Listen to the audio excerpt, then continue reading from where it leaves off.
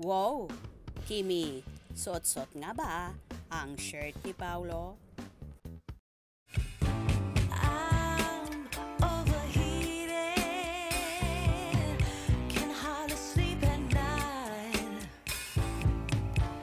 doing crazy dreaming. You're the reason why, hiding by the baby.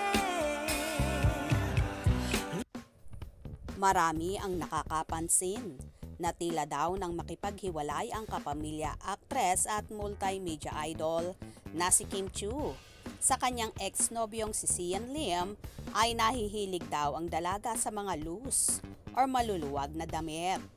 Kagaya na lang ng suot-suot ng dalaga sa taping ng kanilang serye with Paolo Avellino, ang K-drama at Filipino adaptation ang What's Wrong with Secretary Kim, kung saan naglalakad sina Kim at Paolo at makikita mo na suot-suot ng dalaga ang maluwag na damit na marami naman ang naghihinala na t-shirt daw yon ni Paolo.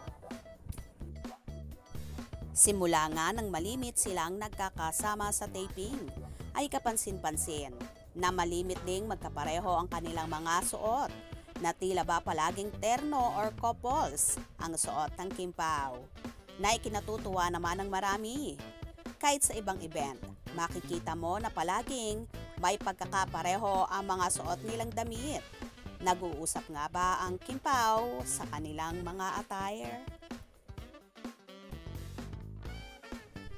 Kamakailan din nang manood si Kim ng Eras Tour ni Taylor Swift sa Singapore, ay pinasalubungan niya ang aktor ng shirt na magkaparehas sila ng design. Kulay lang ang ipinagkaiba.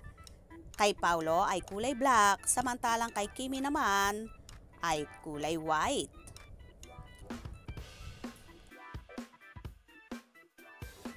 Kamakailan habang nagtitaping sila ay hindi akalain ni Kimi na suot ni Paolo ang ipinasalubong niyang damit. At ayon pa nga sa aktor ay bakit daw ba siya ginagaya ng dalaga, kung saan tawang-tawa naman si Kimi that time na yon. At inamin naman ni Kim kay MJ Felipe nung na-interview siya na ipinasalubong nga niya ang shirt na yon kay Paolo. O diba, booking na talaga ang sweetness ng Kim Pao. Sino ba naman ang hindi maghihinala na nagkakamabutihan na nga sina Kim at Paolo, lalo pat panay na panay ang pagkikare nila sa isa't isa.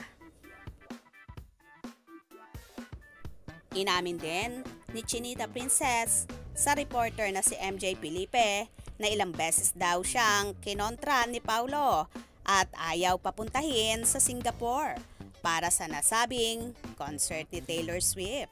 Pero hindi naman nagpakabog si Chinita Princess, bagkos tumuloy ito sa naturang bansa.